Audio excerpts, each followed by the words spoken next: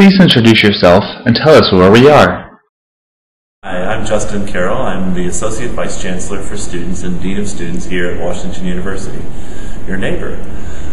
We are currently in one of our newest facilities, located in the heart of our largest residential complex, the South 40, and this particular room is called College Hall. It's a facility that was constructed for the benefit of our 10 residential colleges, and it's a large gathering spot that accommodates those residential colleges for a variety of dinners and other college activities throughout the year. What factors go into construction of new facilities on a college campus?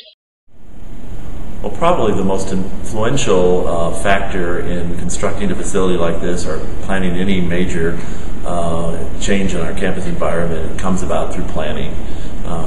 Setting priorities, institutional priorities. This facility in particular and a lot of our student housing improvements in the last 10 years have come about as a result of careful planning, strategic planning. Actually, the planning was initiated by our Board of Trustees and therefore has the endorsement of the board. And collectively, the institution sought different ways in which we can improve the environment for our undergraduate students. And from those plans, priorities were established and that we've tried to implement over a period of years. Improving the undergraduate experience has been one of our highest priorities, and of course the environment we create and support for our students is one of the most important ways to accomplish that goal. What other factors do you consider when it comes to facilities? When young people choose college university, obviously we know from our colleagues in admissions the campus environment is a really important part of their decision making, plays an important role in their decision making. It's certainly not necessarily the most important. Obviously academic programs, the sense of community, the opportunity to interact with faculty, those are also important. But the facilities and the environment are important as well. We do a lot of research through undergraduate recruitment and know that one of the things that students cite frequently after visiting WashU University is how beautiful the campus looks and how important that was to them. Of course, they're looking for not only an attractive campus but a safe environment as well. Tell us more about this facility. So this is at one of our newest additions, College Hall. All of the buildings that are built here at Washington University are LEED certified, which is a national sustainability certification. In this place, we'll be having family-style dinners for each of our res colleges. You'll see the banners up there are representing each of our residential colleges, and this is one central space where all of them are represented and united for our South 40 residential complex. How does cost become a factor in decision making? Obviously, when you're building any new facility at a college university, costs are a factor in your decision making. But I had a mentor once who said, if something is worth doing, only do it well. So I know in our planning that there have been decisions we've made along the way to postpone something because we weren't ready with a financial model that made sense. So things were postponed for a period of time until we could do it the best way possible. I think that's something that should be done all the time unless there's some sense of urgency that would make you act otherwise. And again, making those decisions and finding the resources are tied into the whole notion of where does it stand in your priorities, how important is it relative to all the other demands that you have for your resources. And for us, again, the philosophy has been waiting until we're able to do it the way that we think is best. How else does cost factor in? As I mentioned, sometimes even though you have a priority, you're not able to move ahead on it immediately because you don't have the resources. I know we have delayed projects and someone set aside some of our priorities because we didn't have the resources to do it at that time. It's not just the ability to construct and build a new facility, it's having resources to maintain and operate it. And sometimes those those expenses are not considered early on, and they really need to be. There's all kinds of things that go into maintaining a building, whether it's paying the utility bills, to keeping it clean, to maintaining it, and making sure even the furniture is clean and usable. And again, all that should be taken into consideration long before you even break ground on a new facility, because if you can't afford to maintain it and keep it at a standard, then the facility in a very short time won't be the kind that you want. Another thing that we do here with many of our new facilities is that part of our financial plan takes into consideration the building's replacement at a future date. This may be many years or decades off, but money is being set aside within the budget each year to make sure that there are resources available to not only do the major maintenance projects that will come about periodically, but eventually to even jumpstart the replacement of the building. Please introduce yourself and tell us where we are. My name is Mary Elliott. I'm one of the Associate Directors here in our Office of Residential Life. Where I'm sitting right now is Liggett Koenig Residential College. It is a first year and second year primarily residential college for students. We're in the lobby right now. This is an area where students quietly study. They gather for study breaks. They have big programs like crazy ones with pizza and all sorts of things going on, but it's an area that works for us as like a living room.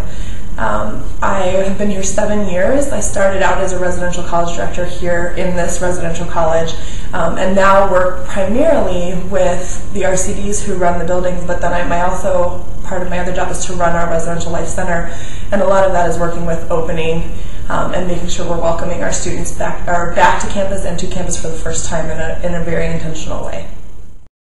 What impact do the physical aspects of the buildings and upkeep of campus have on current and prospective students? With regards to how the physical space impacts our students' experience on campus, it's been really important to us to make this feel like a community, like this is their actual home away from home. So maintaining that, as Justin spoke to earlier, we have to make sure you have a budget for it, but you also have to make sure that people are making that a priority. So we work with our facilities department very closely. We also, each residential college director individually makes it a priority to not only work with their students in their areas, but to make sure that the area where they're living, their home, is maintained as well as we want it to be. We think it's an important aspect of creating a place where they can feel comfortable and safe, and where they can come home from classes and feel as if this is a place where they are accepted and respected, and the feeling of coming home adds to that, and we want everything from furniture to carpet and rugs they add to that feeling. What is your role in creating a positive first impression for students and their families? When we welcome new students to campus, they check in their individual residential cottage. So they will actually come to the place to check in where they will be living. They'll come in, they're welcomed by an entire staff and a bunch of students who will literally pick up their belongings and take them up to their room, and they'll be greeted by their faculty, they'll be greeted by their residential college director right away. We really feel that it's important to make sure that their community is impacting them the second they step onto campus. So it's important to us that this is the first place that they come. This is the hall. This is a first year hall on this floor. About 45 students live on this floor, and there are 4 floors of those. So each of the students has common space on a floor, study rooms on a floor, and we want them to feel right away when they come in that this is where they're able to live, learn, integrate their whole life on campus. Tell us more about the facility. This is Liggett Koenig Residential College. This is our lounge, our main lounge in the lobby. Looking at right now is the library. Students can come in, quietly study, or they can exchange a book and take one with them and leave one. And then the rest of this leads to the rest of our lobby. As students walk in, this is what they'll see. Again, there's a kitchen off to the left, places to study and relax, and places to hang out with their friends. Please introduce yourself and tell us about your philosophy in meeting students' needs. Hi, my name is Jeff Grimm, and I'm the Residential College Director for Liggett Koenig Residential College. I'm one of our entry-level staff here at WashU. I live in, so I have an apartment that is in the basement of Liggett House. I also oversee 170 first-year students and 100 sophomores and juniors. I want to talk a little bit about, you've learned lots about big picture ideas of facilities and how we create things here on this campus, but really what it comes down to are the people here in residential life. You can have the best facilities, but if you don't have good people working in them, they don't mean anything. So through residential life, we try to build community to make sure all of our students feel safe and included. At WashU, we have students coming from all across the country and world, and we want to make sure that this is a safe space for them. We have residential advisors on each floor that cater to the needs of our first-year students, which have different developmental needs than our sophomore students.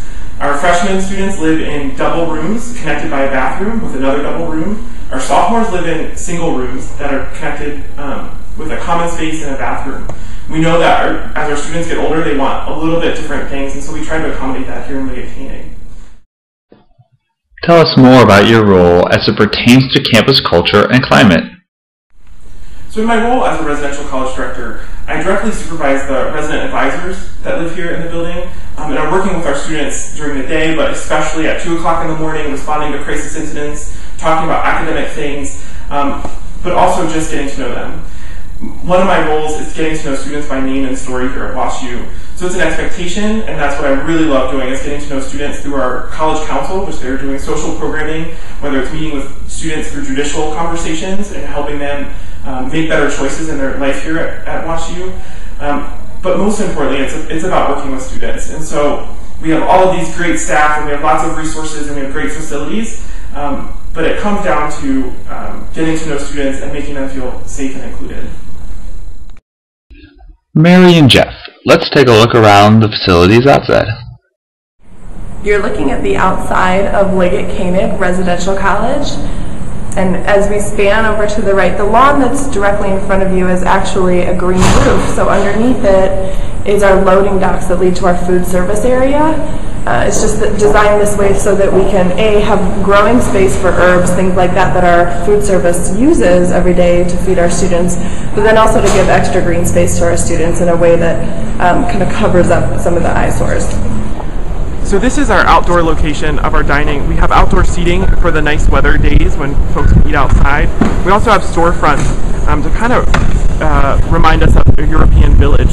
We have our Congress of the South 40, which is our Residence Hall Association, has offices down here, and we also have our Social Justice Center, which does programming around social justice issues.